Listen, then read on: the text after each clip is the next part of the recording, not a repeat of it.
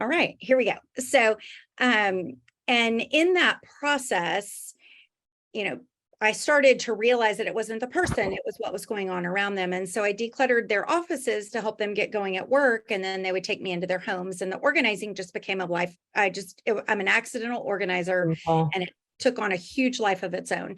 And in 2014, I partnered with the Container Store and was one of two people here in Austin. If you went into the store and said, I wish you could come to my home, or I don't know how to do this, they would say, oh, we have somebody who can come to your home. And so I did that until 2022.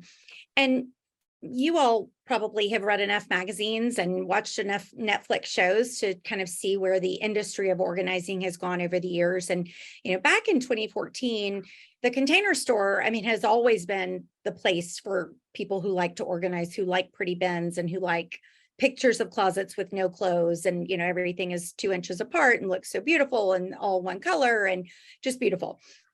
But in reality, very few of our closets look like that. But over the course of time, and really, the pandemic really, it exploded. But just before that, maybe 2017, 2018 period is when there really was a push towards the fancy labels and the color coding and the, beautiful bins, and it being more of a visually pretty space than a productive or effective space for individuals in the when we're talking about organizing spaces. So in 2017, I had the great fortune to get to go to India to see my sister's daughter, my niece, graduate from high school. And at the time I had 2 teenage boys and was incredibly busy, probably like all of you, and owned my own business, owned 2 businesses, worked full time at that, and was super busy. Everybody was, relatively happy. We were healthy. My husband and I were both employed, and life was good, but not so fulfilling for me. And it got to a point where I just felt like I needed to put a damp blanket on top of my world for a few minutes so I could figure out what I really needed to pick up and carry forward, and maybe what needed to just go by the wayside. And so I used that trip, a 10-day trip to India, as an opportunity to do that, not really thinking about the setting I was going to and the places of worship and the emphasis on meditation and all of the spirituality that came to me with that trip. It was a life-changing moment. And on my way home, I realized that, my emphasis as an organizer and a coach, personal and professional development coach, was to help people figure out what they could let go of that was holding them back, what was weighing them down, what was keeping them from being truly, genuinely authentic. And this process started with myself. And the timing of that, along with the change in the organizing industry, my focus really was on decluttering and less about creating pretty spaces for people. My emphasis was on helping you go through what you had in your closet or in your space or in your head or on your schedule, and figuring out what you should keep, what you needed to keep, and maybe what you wanted to let go of. And then how do you organize it after that? If you have so little stuff, it can just sit on the shelf, right? You don't need labels, you don't need bins. If you have stuff that needs to be contained, then how do we do that? Do you want the fancy space? Do you want just a clear plastic shoebox? Do you want to use, the shoebox from the pair of shoes you just bought, or the iPhone box in your drawer as a drawer divider versus something fancy? And so I spent the last 4 or 5 years of my organizing career, which just ended in February. I make it sound like I'm, retired and did this 20 years ago, but it just ended in February. I spent the last 4 or 5 years really focusing on clients who needed help sorting through the stuff in their life, tangible and intangible stuff in their life, and figuring out what they needed to let go of and how to let go of it, in addition to what to do with the stuff you keep and how to organize that. So my focus really was on letting go. And with that, there was such a heavy emphasis on our head and our heart, more so than our home or our process, because lots of times if you clear out what's going on in your head, your home, it just happens in your home, right? You walk into your closet and you get rid of 20 shirts that you no longer like or don't fit you, or you realize that you've got stuff in your pantry that nobody's touched in 3 years and it's expired and it's time for it to go. And that's an easy thing to let go of. But when your head is really cluttered and busy and foggy, it's hard to make those what could be simple decisions. And so my goal for tonight is to spend, 20, 30 minutes walking through a process with you that sounds super easy, but is not necessarily easy depending on what your subject matter is, but sounds super easy. And then I'll give you some examples, and then we can talk about what are the problem areas in your life, whether it's in your home or in your head or on your schedule or at work. Declutter It All focuses on heads, hearts, home, people, paper, and processes. And there really is, something to declutter in all areas of that. But now that I am back in the typical environment, I work for the state. Now that I'm back in that typical work environment, there's a lot of people clutter that I come across, and I have a team of 12, and we have a lot of people clutter just on our team. And so, you see it not only in your own home, you see it at work, you see it in your volunteer organizations, you see it in your friend groups. So there's so much more than just your closet, but we're going to talk about your closet while we're at it. So with that, I'm going to share my screen here. All right. Can everybody see my presentation? Can you give me a thumb? Jody, can you see it? Got it. Okay, great. So Declutter It All 1, 2, 3, how to create calm spaces, peaceful mornings, and the feelings of a big deep breath. I'm on a meeting, baby. I'm listening to somebody on my headphones. I'm sorry. Okay. Let's go forward. So the first step in decluttering it all really is the simple. You get to decide what you want. Now, the process of deciding what you want is easier for some of us than for others.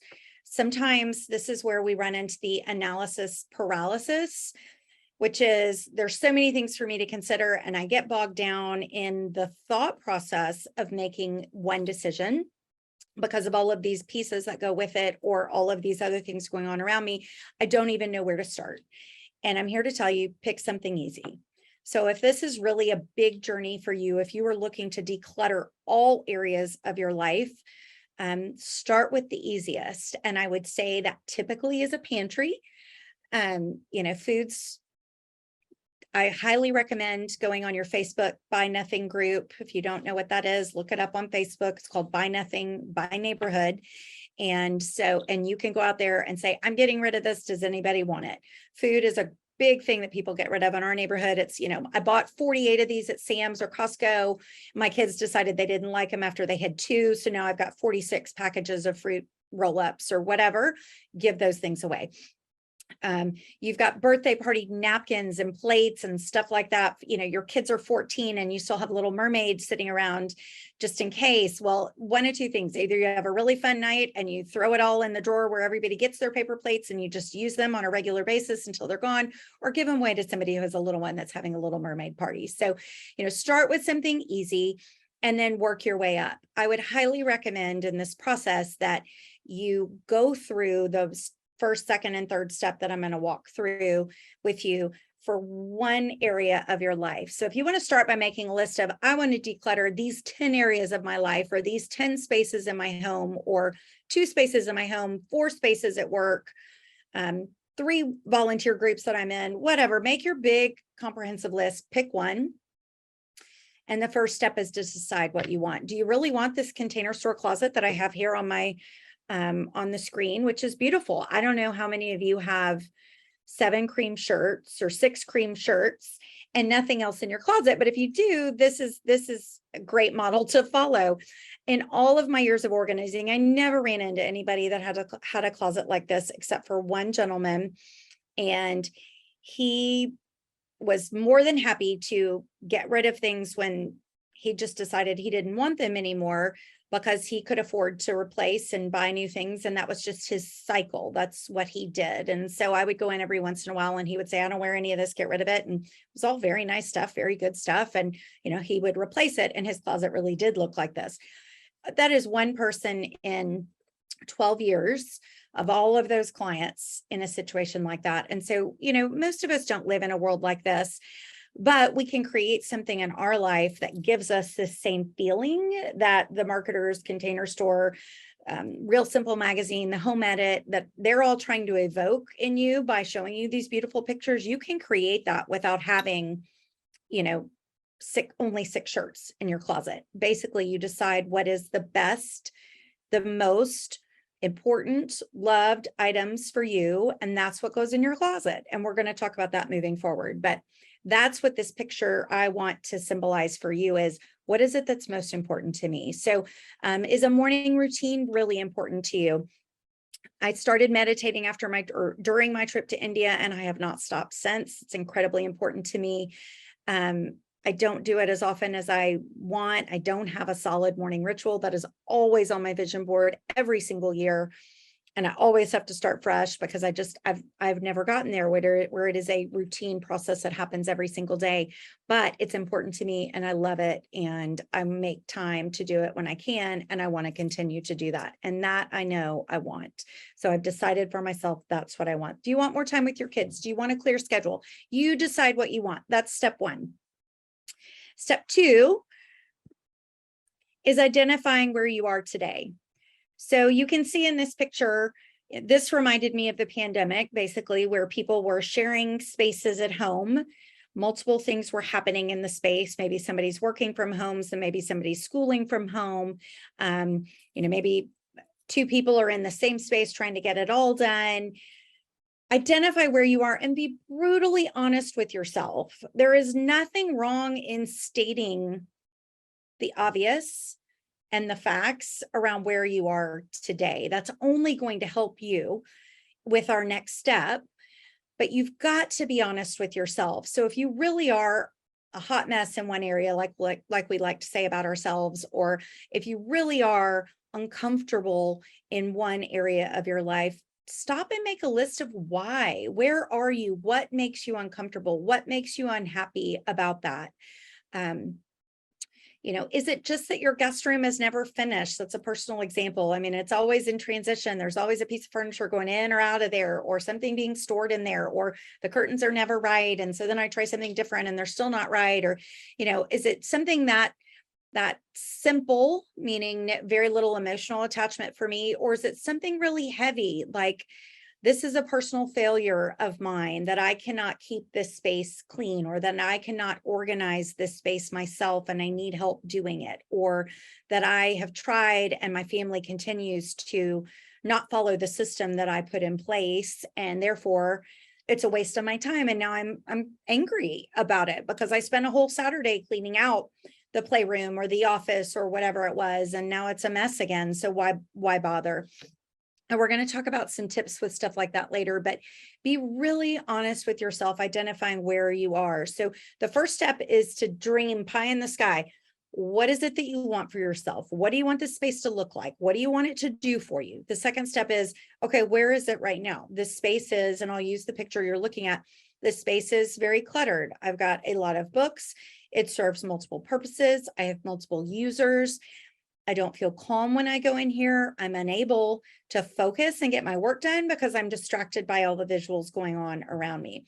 Now, let me say that that is my perspective of this picture that you're looking at, but a lot of people don't see that. And I worked with a lot of clients over the years who had ADD, and they saw something very different than what I saw when we walked into a space, or somebody who had grown up in an environment that was very minimalistic. And so they thought that a space looked so much worse than maybe I thought it looked, because I grew up in a home where we weren't minimalists and we had stuff on shelves and all the things. It wasn't messy, but it wasn't, bare either.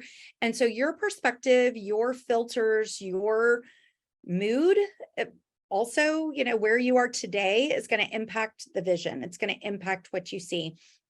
So take a minute, grab a cup of coffee, tea, wine, gin and tonic, whatever strikes your fancy, and get really honest with yourself about where you are today in this area that you're trying to change, declutter, improve, whatever word you want to use. And then the next step is really where the rubber meets the road. You are going to fill the gap between where you are and where you want to be. And that is really hard to do, just FYI. This is not an easy process. Sometimes for some people, dreaming up what you want is hard. For others, being realistic with dreaming up what you want is hard. For others, identifying and being honest with yourself about where you are is hard. And then this step, in my eyes, is where most people did not succeed, is they didn't have a really good, true, realistic action plan to improve, to step by step to improve their situation, to get closer to where they wanted to be. And I have used this 3-step process with my business clients, with my personal clients. I've used it on pantries and kitchens and closets, and I've used it on schedules and families and people's hearts with where am I in a relationship? Is this the right place for me to be? Where do I want to be? How do I get there? Is he or she willing to go there with me? I mean, it really can be applied to any area of your life, but this is the hard part. And let me tell you why. Because you're going to start with what? You're going to ask yourself, what do I need to get to where I want to be? What do I need to do? What do I need to do to get to where I want to be? What needs to happen to get to where I want to be? So these are two very important questions. What is it that I need to do? And what needs to happen? And that second one lends to maybe the help you need or something that you're waiting on from someone else. Let me be really clear. The second question is not an excuse like, well, I need to win the lottery so that I can do X, Y, and Z, which if you haven't bought your tickets, you'll have time after this to go get it because it's a big one tonight, close to what, 2 billion, I think. So what do I need to do to get to where I want to be, and what needs to happen to get to where I want to be? And taking some responsibility, actually taking all of the responsibility, is a big piece of this. If you are interested in making a change, you're really the only one who can make that change for yourself. Now, if you want other people to change, I'm not your gal for that. I can't help you with that. I think if I could, I wouldn't need to buy lottery tickets. We'll just put it that way. So, and then the second piece of step number 3 of, filling the gap is how you do it. Make a list. I'm a list maker. Some people use apps. Some people use whiteboards. Some people keep it all in their head. Do whatever you need to do. But the bottom line is you need to have some sort of list with what the next steps are. Like these are the 14 things I need to do to get the pantry of my dreams.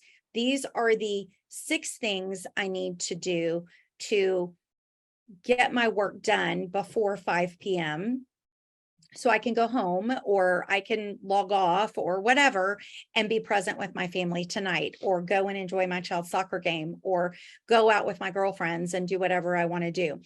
So you make this list, and from that list, you create an action plan. And that's step 1. I'm going to do this first. I'm going to get it done by Wednesday. I'm going to do this second. I'm going to get it done by Thursday or the following Wednesday, whatever is most realistic for you. The biggest mess up I think that people have in this type of process is that they're not realistic. So if you have a closet that is the size of some people's apartment kitchens, and you have 2 hours before you have to pick your kids up from school or show up at a sporting event or be in a meeting, and you take everything out of that closet to go through it step by step and declutter it, you're not going to be finished in 2 hours. And then what happens is you have a mess in your bedroom. You have nothing in your closet. You can't find anything. And you've told yourself that this doesn't work. You're not capable of doing it. It's ridiculous. Why did I fall for this again? You go through that whole cycle. You make up those stories in your head, and that's not realistic. Now, if you want to declutter some kitchen cabinets, 2 hours is great. If you have 30 minutes, pick a drawer, start with a junk drawer, go to the sock and t-shirt drawer. T-shirt drawers take longer than sock drawers generally. But be realistic with your time, and that's where your action plan comes into place. And then I'm really going to push this hard, but take your strategic next step, meaning pick one thing to do and just do it. Put it on your calendar, get it done, get it done. It's the momentum that sometimes is the hardest thing to gain in this process. So once you get one thing done and you see some results, then you're willing to go the next step. And the more and more you do it, the easier the decisions become. And keep in mind, ladies, when we're doing this, that some of this stuff, is not emotional. Some of it is incredibly emotional. If you're talking family pictures, if you're talking, mementos, maybe you inherited all of your mother's stuff. She recently passed away. I mean, there's a lot of emotion with that. Those decisions are really hard to make compared to what's in your pantry.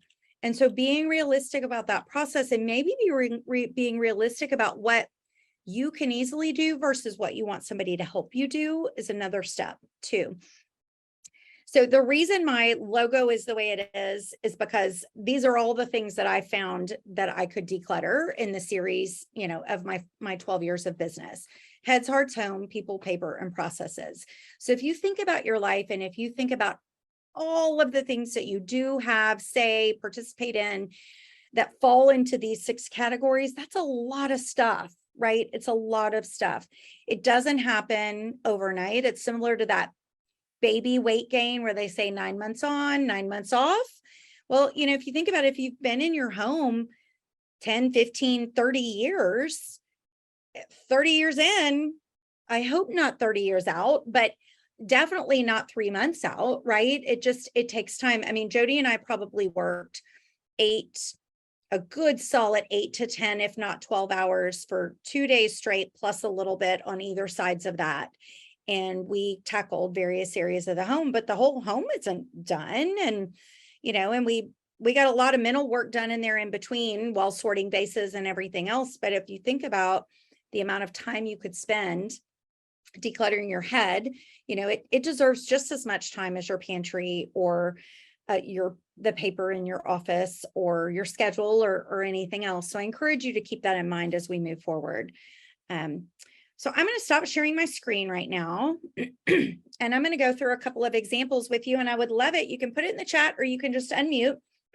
I want to hear what your problem areas are, and we can walk through some examples for you too. But let's talk about like your closet. So using these 3 steps, and closets, other than the emotional attachment you might have to maybe clothes that don't fit anymore, or clothes that you spent way too much money on and you don't wear, so you've got a guilt trip about, or something that, like I have some shorts in my closet that I wore on my honeymoon. They don't fit on my left thigh, but I love them. They bring me some, a smile to my face when I see them every once in a while. And so they hang in there. They take up an inch on a rod. It's fine.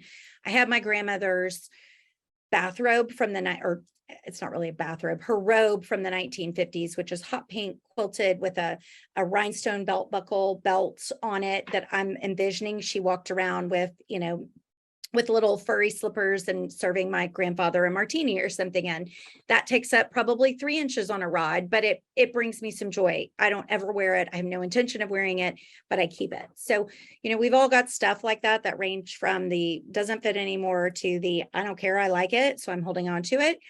And the emotion level changes in between there. So step 1, deciding what you want.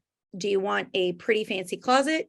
Do you want a functional closet where things are sorted by these are my client/office clothes, these are my athleisure clothes, these are my, fancy clothes? Do you want it done by shirts and pants? Do you like it done by color? Do you like it done by, like my shirts, I sort by collar and sleeve length. So it starts out with, sleeveless and collarless, and it just works its way up to the, collared long sleeve shirt, maybe done by color, maybe not. That's not super important to me. Some people it's really important. So decide what you want. And I will tell you this, I'm a big fan of having all of your stuff in one space. So for those of you that have really big homes and you've got, maybe your winter stuff in one closet and your summer stuff in another because of the size of your closets, totally get that. That's fine. If you have a good size closet where you could feasibly put everything you have in one closet, I would recommend that. The problem that most of us have after 12 years of doing this, I came across 3 hoarders, like 3 true people that you see on TV, hoarders. I'm not qualified to work with hoarders. That is a whole different category of organizer. There's a really large mental component. They need clinical help with the organizer, like pairing together to help this client. And so my work with them was very little, and usually, lasted a couple of hours before they panicked about the thought of paying me. And we ended up just moving things from room to room. And so the majority of the problems that most of us have is we just have too much stuff. We have too much stuff for our space. And whether that's because we need that much stuff, we just want that much stuff, or we just haven't gone through our stuff, that That's really where the difference comes in. And so I would encourage you, when you're figuring out what you want, to evaluate the amount of stuff you have and the amount of space you have. So is it important to you to have everything in your closet? Like, do you have your socks and underwear in your bedside table? Do you have a way of getting those into your closet instead of on your bedside table? So if you walk out of your bathroom, or maybe your closet's in your bathroom, but you get out of the shower, you can go straight into your closet and put those things on. Maybe if you have to use your bedside table for storage, that's where your, big sweatshirts go, or things that you don't reach for all year long, like you do socks and underwear, that kind of thing. So evaluate your space, think about what you want. Do you want a really beautiful closet? Do you want a functional closet? Do you want more shoe space? I mean, there are all these questions that come into play with this, but you've got to decide ultimately what you want. And the question that most of my clients were able to fairly easily answer is, what do I want this space to do for me? So what do you want your closet to do for you? What do you want your pantry to do for you? And most women said, I want to be able to come in here, find my clothes, get dressed quickly, and get out. And that's very reasonable. So how do we make that happen? Well, you got to go through your stuff, make sure you only have in there what you want to wear, right? That you will throw on quickly and easily. And then the rest of it, either, if it needs to go in a different space, it can go in a different space, but if you really don't need it, let it go.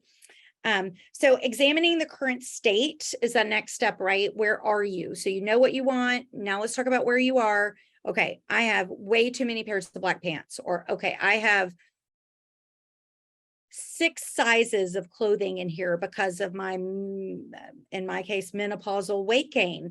Do I want to hold on to that stuff because I think I'm getting back in there and I have visions of going on a trip again and wearing that darling pair of shorts and shirt? Or am I going to be realistic that my body has changed and there's a really good chance, unless I'm going to kill myself, doing like Ideal Protein or something so extreme, that I'm never going to wear those again, and I'm going to let them go to somebody who actually can wear them and look like a bombshell on her date with her husband or whatever. That's great.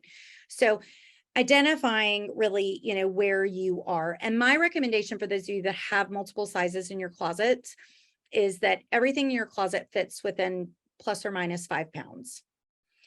And here's why. If you lose 25 pounds, you're going to want to go buy new clothes. It's just the way it works, right? We feel great. We want new stuff. Trends have changed. And I don't know about you, but like I put on a pair of jeans the other day. Not only were they tight, but they were like pretty low rise compared to the mid-rise stuff that's out there now, and which is just more comfortable. And so that was kind of a no-brainer to get rid of those. But identifying where you are, like, yes, I really want to get back into these, or even if I do get back into these, I'm not going to want this shirt, or it's going to be too long or too short for the style at that time. So give some thought to, really where you are currently, whether it's your body shape, your style, your desires to dress a certain way or look a certain way. All of that comes into play. And then, the last step is filling the gap. So I know what I want. Let's say I want a mixture of a functional, but also a pretty closet. So, I want my shoes nicely organized, but I also just want to make sure I can easily find all of my shirts and pants and all that stuff easily. And I know that I'm not going to lose 15 pounds anytime soon. So I'm going to let go of the stuff that was 15 pounds ago. And I'm going to focus on what fits right now, or what's going to fit realistically if, I have a good, not harmful stomach bug, or I can, really crack down and be good and let go of the wine and, snacks and stuff for the next 2 weeks and feel good about this when I go on a trip. Realistic. And then the next step is filling that gap between, okay, so now I know what I want. Now I know where I am. What can go? Those decisions should be easier based off those first 2 steps. You're going to look at something and go, I'm not going to get back in that, or I don't like that style anymore, or this doesn't meet my needs. You may also come across some bins that you have from previous organizing expeditions that didn't, like, they're not pretty, right? They don't match your desired closet appearance. And so those things are easy to go, and you know what to go and look for. I'm a huge fan of the Container Store. Obviously, I partnered with them for many years. But I can tell you, you can get that stuff anywhere. You can get it on Amazon. You can get it at the dollar store. You can find stuff at anywhere at any price point. So depending on how much you want to invest in your closet, I mean, I had a client who spent, over 20,000 to have her closet redone, and it was beautiful, built in. For those of you that have built homes, you might have done something similar. You've got these gorgeous closets. We didn't need bins in that space, right? She had beautiful drawers built in. She had shelves. We put shoes on shelves. Like, we didn't need bins. Other spaces maybe weren't designed as well originally. You inherited the closet, or your clothing has changed and doesn't fit in the closet that you once designed or had or do have. You might need bins. You might need something to hold sweaters upright. You might need something to roll your t-shirts in, so because you don't have the drawer space, things like that. So what do you need to do to fill the gap? And I'm going to give you a designer tip here with shelves and shoes. Most people put their shoes on shelves that are too far apart. So there's too much space. So you've wasted all this space. There are tools out there called shoe space savers, but you can find them. You can just look at any, design tool for organizing shoes, where you can like stack your shoes on top of each other. That's a great way to utilize that height in that shelf without wasting the space. You can also use shoe boxes, the same, right, to stack. But if you're a person who's not going to put the lid back on the box and the box back on the shelf, don't do that, because then you have a super messy closet with shoe boxes all over the floor. Not necessary. If you have the ability to use adjustable shelves, that's even better. So get more shelves made, adjust them. If you look in your closet and you've got little holes drilled on the sides of the walls where your shelves are, that means you can get more shelves and more pegs. So, your flip-flops only need this much space in between your shelves, but your heels might need this much, and your boots might need this much. So adjusting your shelves accordingly will be really helpful there. So what are some of the things that I need to do to fill the gap? Well, I'm going to go through and get rid of all the stuff I know I can get rid of.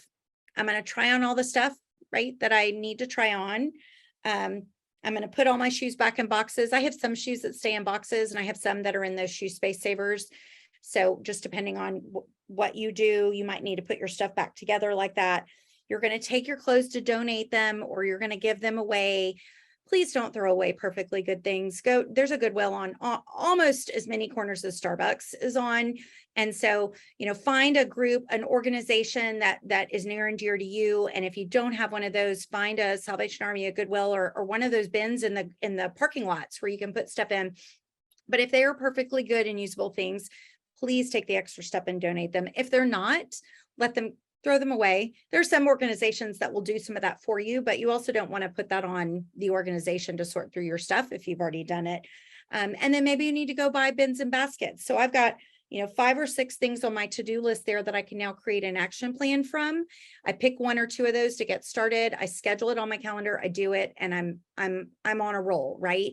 I schedule that time, or I just have devoted the day to doing it. But those are your 3 steps in action.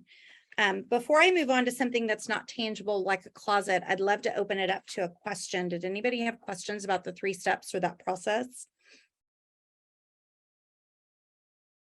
Welcome to unmute yourself or put it in the chat if you want.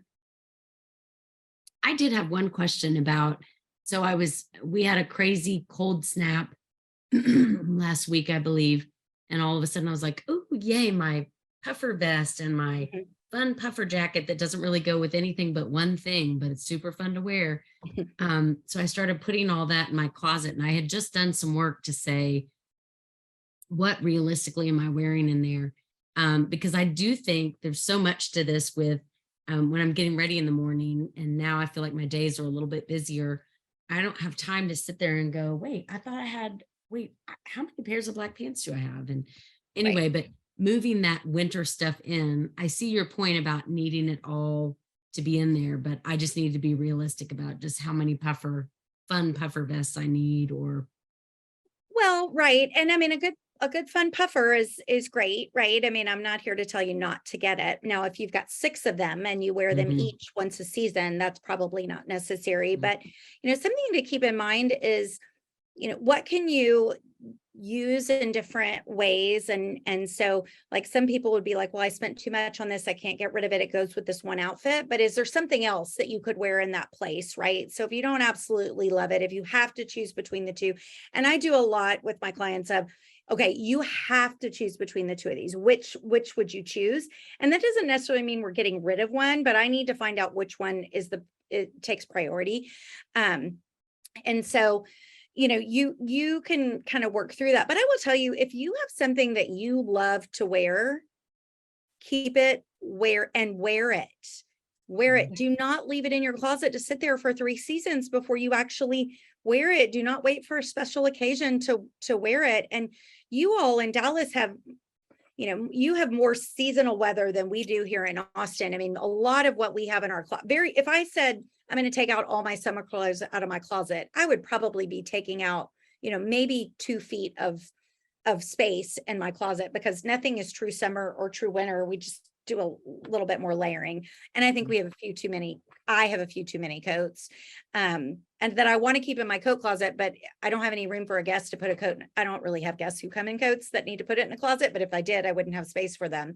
So, figuring out what you wear regularly, I think, is really important. What are you going to wear more is really important, and having it, it all in one space. I mean, most of us are super busy and we don't have a whole lot of time to look in our closet and try on a bunch of outfits and decide what we want to wear today. We're generally go in there, grab something, put it on and go.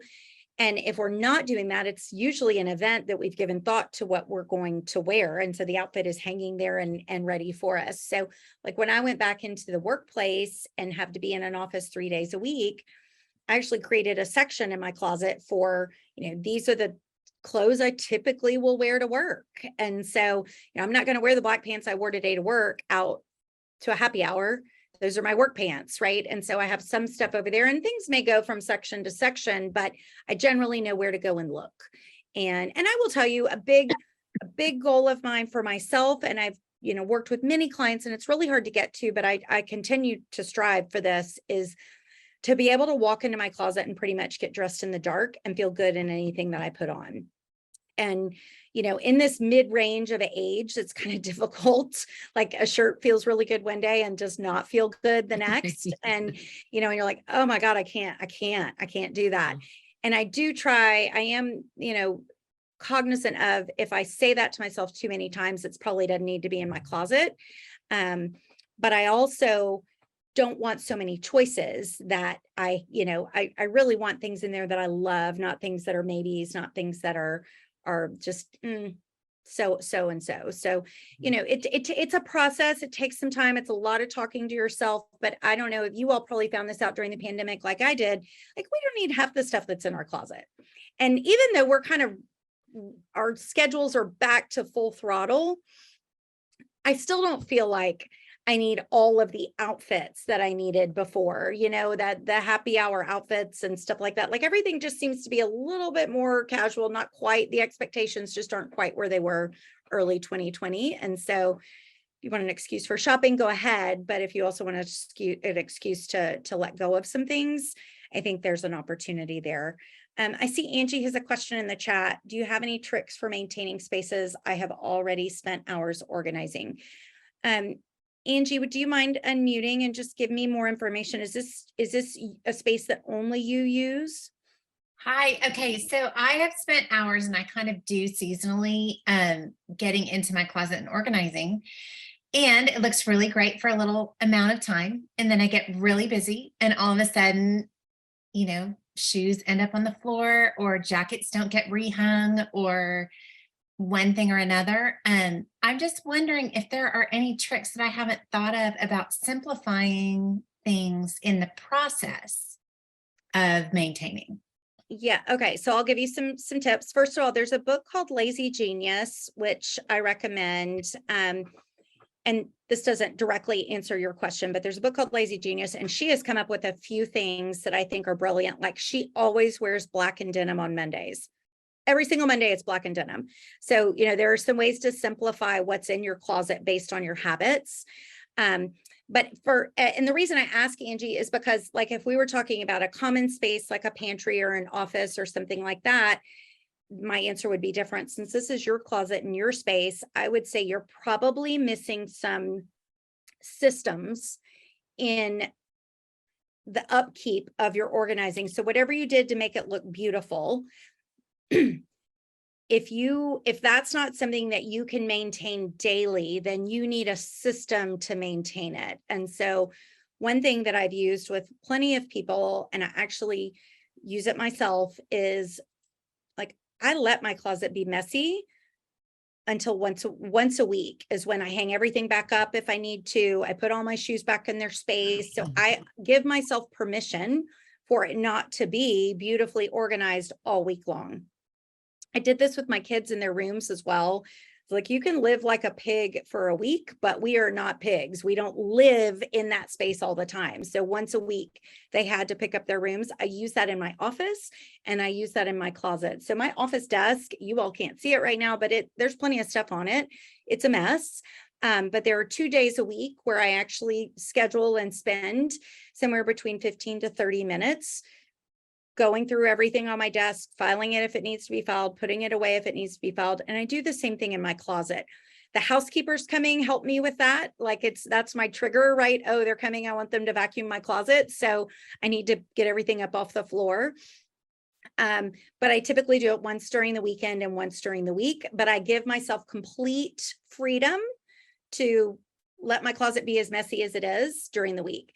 If you want it to be clean every single day, then I would recommend just a 5-minute at the end of the day, hang everything up and put your shoes away. And we all know if it's 1 day's worth of stuff, it's less than 3 days worth of stuff. So it's not going to take you very long, but that usually is if you have a good system in place, that's a discipline thing.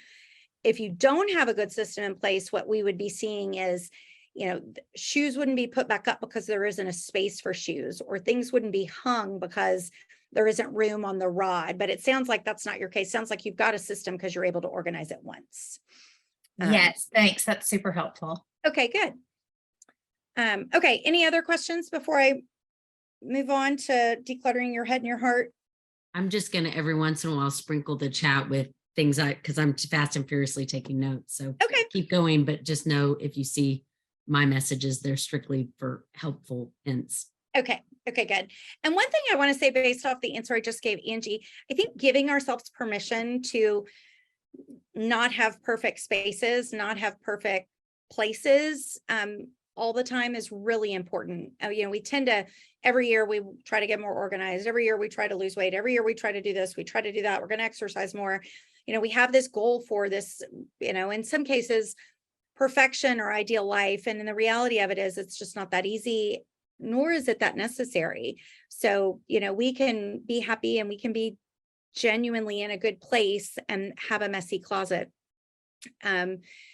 We can't surround ourselves with toxic people. We can't have heavy hearts and be productive in the rest of our world, right? That is really heavy and troublesome at times. So decluttering your head and heart, I think, is just, if not more important. And I wanted to walk you through the 3 steps in a situation like that. So let's talk about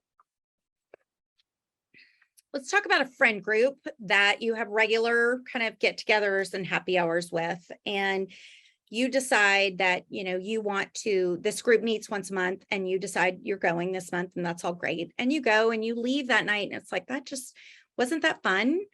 And I don't feel that good about myself. And I worked really hard to get all up and pretty and, actually maybe put some dry shampoo in or something and a little extra bronzer and threw on those heels. And I had 2 drinks and it just was not that fulfilling. I would highly encourage you to think about that and think about it in a very serious, deep way. How are you spending your time? Our time is limited. The people we surround ourselves are really important. The messages that we're allowing into our universal space is really important. All of that impacts how we feel about ourselves and how we in turn treat others based on how we feel about ourselves. And so I saw this in volunteer groups as well. And you all are obviously volunteer oriented women. So you might have been in a situation where you've been on a committee with somebody that just didn't work. Y'all just didn't work well together. That person just was not in your same space or place. And if you had a choice to not work with them, you would choose not to work with them. Well, I started asking before I accepted volunteer opportunities, who else will be working on this? Because I had just learned after middle school and a couple of other, boards and organizations, like we don't work the same way. And I need to be able to work this way. And they don't.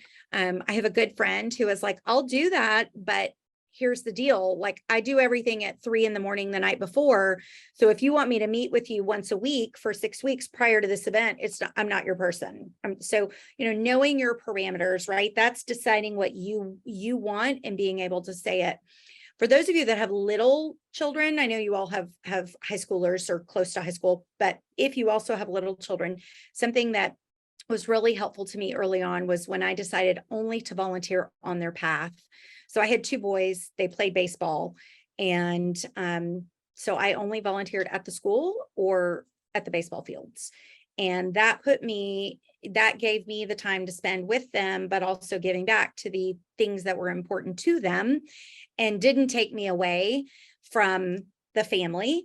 And this was after my years of junior league and stuff when, I realized you're doing way too much, you're gone way too often, you need to be home, and once you have babies, that tends to change. And so that's another tip. If you're trying to decide what you want, where you want to spend your time, decide what you want. I want to go out with people who make me feel good. I want to go out with people who make me feel good, even if I show up in my hoodie and shorts and no makeup and my hair pulled back in a ponytail.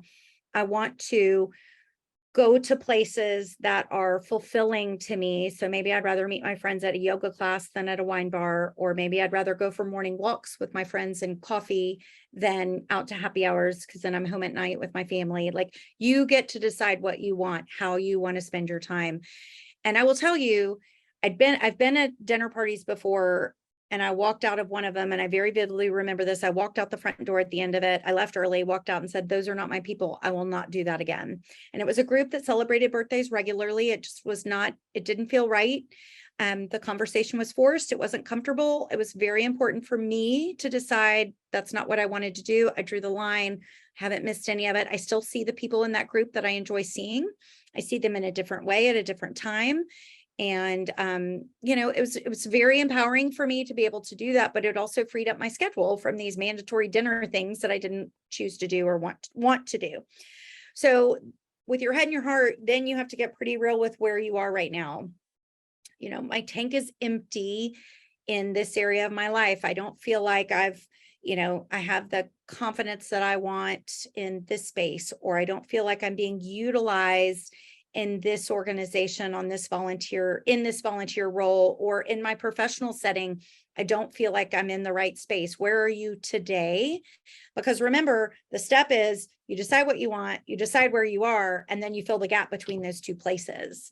And it's important to decide what you want first, because that helps you draw the contrast between where you want to be and where you really are. So getting serious about where you are with your head, with your relationships, with the people around you, with your time commitments, with your exercise routine, with your eating habits, all of that stuff. Just let yourself write freely, let yourself list freely what's important to you and really where you are today, so you can identify how to fill that gap. And then the next step would be identifying what are the things I need to do to get closer. So let's go back to our example of the friend group that isn't very fulfilling. I just need to decide I'm not going to go to that happy hour regularly. If I want to go once, every so often, that's great.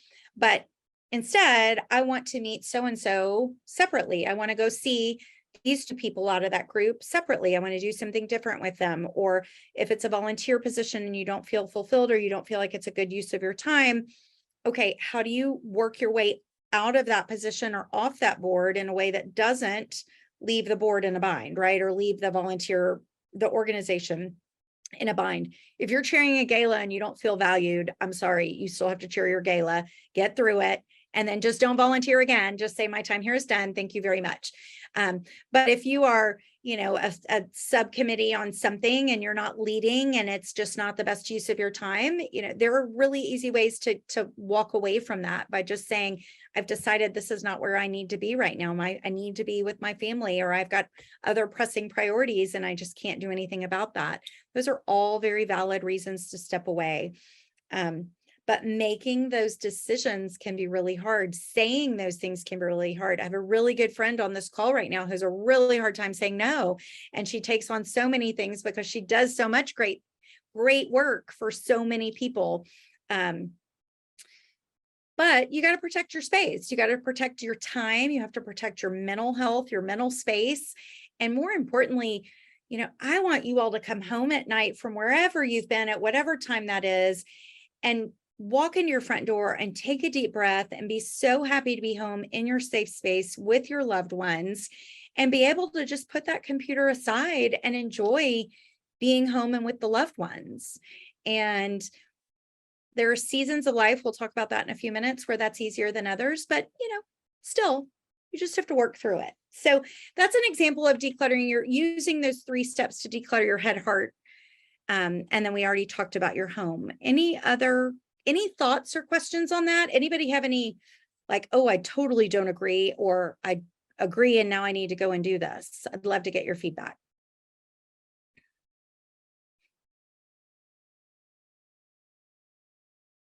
All right, I'm going to take that as I agree wholeheartedly. I need to go and do this. I'm going to share my screen real quick and then we're going to wrap up, but I just want to go back and show you a few more things. A couple of things to keep in mind. This quote, and over the years, I've started to see that it's okay to limit who has access to me. We are the only ones that can control who has access to us. And so I encourage you to flex that muscle and guard your schedule, guard your heart, guard your closet. If you've got teenage girls, there's a decent chance they might be in your closet, stealing your clothes, wearing your shoes, whatever. Guard what is important to you, because nobody else is going to do that for you. It's if you want to make changes and you need to make changes, you're the only one who can do that. 3 pro tips for you before I close. I encourage you to include others in your vision. So if you are organizing a shared space like an office, a pantry, a family room, a playroom, anything like that, a laundry room, and you have this beautiful system that you have set up, please educate the other users of that space. Because if they don't know that the Tide Pods go in this space, or that the dryer balls go in that space, or that the snack bin is organized in a certain way, then it's not gonna happen, and you're gonna get frustrated. So part of your organizing process is to educate those around you who also use that system. I would encourage you to seek their feedback as well. If it's their space too, if the system you've put in place really doesn't work for them, that's going to be problematic. So include them. Include them in your vision, educate them in your space. And then the last is accept the season of life that you're in. So if you were in volleyball season, or if you were in, the season of you're chairing this big gala, everything else is not going to fall in place. You might be eating at 9:30 at night, going through the Chick-fil-A drive-through, and that's going to have to be okay. So if you have a goal of family dinners, it's not going to happen during volleyball season, maybe. Or if you have a goal of a morning routine, and you've got, in my case, if we have a class of new hires that's coming in and we're responsible for training them, and I have to be at work at 6:45 in the morning, I'm not going to be able to get up, exercise, do my morning routine, get dressed, and get downtown in time. So honor the season of life that you're in. A lot of this is about giving yourself permission to really do what's right for you, but keeping in mind of all the other people around you and all the external forces that you might have. The most important message I have for you today is you do not have to do this alone. So there are plenty of professional organizers out there. NAPO.org is the National Association of Professional Organizers. They have a tool to find an organizer in your area. Chances are you could put a message out on Facebook and find one. You probably have a friend that's an organizer and you didn't even know it, or a friend who loves to organize and will do it for free, which is even better. So call on those people. There are lots of life coaches out there, obviously counselors and therapists too, who can help you walk through the process of decluttering your life, decluttering your professional career, decluttering your head, all those things. Highly recommend you take advantage of the resources that are out there. You can also partner up with your moms and your friends and say, like, we're going to go from closet to closet. This Saturday, we're going to spend 2 hours in Jody's, and next Saturday, we're going to spend 2 hours in Gretchen's, and then Lauren's, and then Angie's, and that's all fine too. And last but not least, years ago, I used Hire a Longhorn, which is a website for UT students who were looking for work. And I hired somebody to be basically a personal assistant for me to do things like sit at home, wait for the Time Warner Cable people, or go return things for me. I encourage you to look around. Your neighborhood probably has high school students who will do some things for you. My son used to come and take all the stuff that we decluttered out of people's garages. He would haul it off for a small fee and take it to Goodwill or the dump or wherever it needed to go. So, utilize those students in your area who will work for less than an organizer might. And last but not least, I'm open to questions. I always include this picture because this is my most decluttered self. I'm in a sleeveless dress, which makes me think that my arms feel skinny, even though they're the worst, my least favorite part of my body. I desperately love to roller skate. I don't get to do it as much as I used to, but my brain is completely clutter-free when I leave the roller rink. And this is the favorite corner in my house. And it's got a lot of very special things in that corner that are important to me. And so I encourage you to find your most decluttered self, visualize who she is, figure out how to get there, be really real with where you are, because that's the only way you're going to be able to take the next step forward and go make it happen. It doesn't have to happen tomorrow, but you got to take your first step. So just go make it happen. So with that, I will stop sharing my screen. I'm open for questions. You just love her. I always feel so inspired. Thank you. We're just getting I've loved this content so much. Great information. Thank you. Does anyone have any questions? She really, truly is a wealth of knowledge beyond just her qualifications. Monique, you had one. Yeah, well, thank you so much, Meredith. You've given me a lot of things to really think on, and I love how you're connecting organizing your space, but also organizing my life, and even especially the content around I use that measure when I'm finished with a friend group, do I feel more uplifted or depleted? That's always kind of my measure. I would say with organizing, I started with a drawer. It was my bathroom drawer. And that was the first space that I organized. And it kind of began this whole, I've moved into now, I've organized pretty much almost every area of my house. But when I say I literally started with a drawer, it was just the master bathroom drawer, the top drawer, the one I go in all the time. And I started practicing some concepts and see what I liked, what containers I liked, what systems I liked, but it was just so manageable because it was literally just one drawer. And then it was so easy to finish because it was one drawer. And so then when I did move on to things I have done my pantry, I actually converted a guest bedroom. I got rid of my guest bedroom. I have a craft room. That's where I'm in right now. Beautiful. And so it's just, I called them my pandemic projects, but I just wanted to offer that up too. Because I think that's important as well, is because you feel that satisfaction of completion by doing something like that. And then I, relate it into other areas. But I do love how you combined decluttering emotionally, just mentally, as well as the physical space, because they really are all tightly connected. They are. And I have found that I could very easily walk into a client's home and figure out what was going on in their head just by looking at their home. I mean, they really do go hand in hand. And that doesn't mean your friends are walking into your home and judging what's going on with you or vice versa, or, judging your head versus your home or your home versus your head. But they really do go together. And as a professional in that industry, it was important for me to understand what was going on in my clients' heads, because then I could help them with what was going on in their home.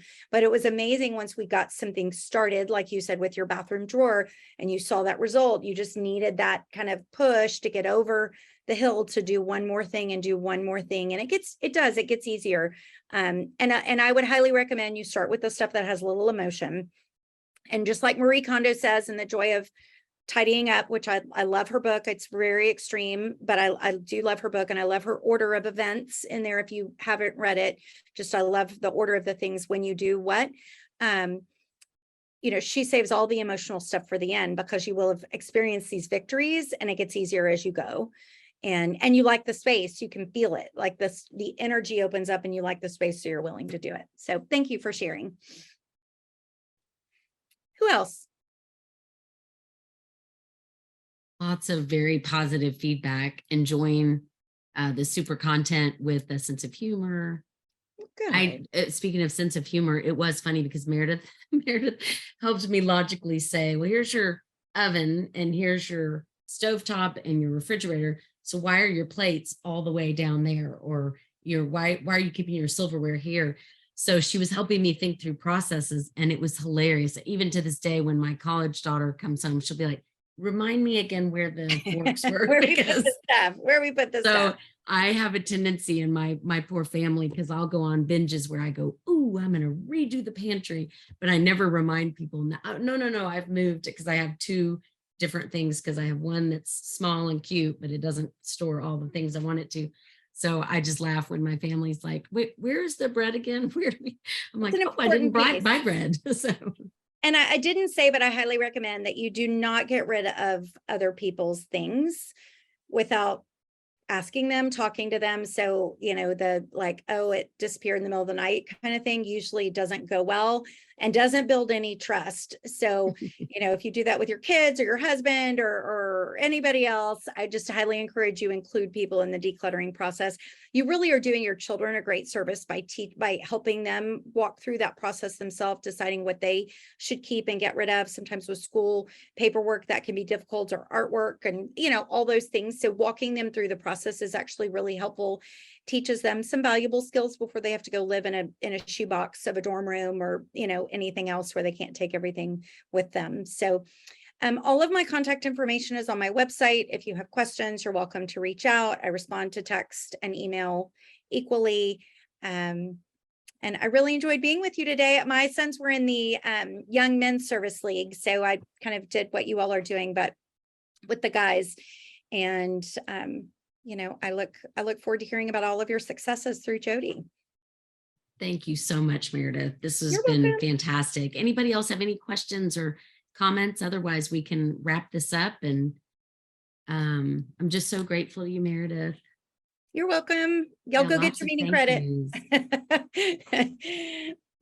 Bye. Take care. Thank you so much, Meredith. I'll be in touch. Thanks, you guys. Be on the lookout for information about the December meeting, hopefully by the end of this week.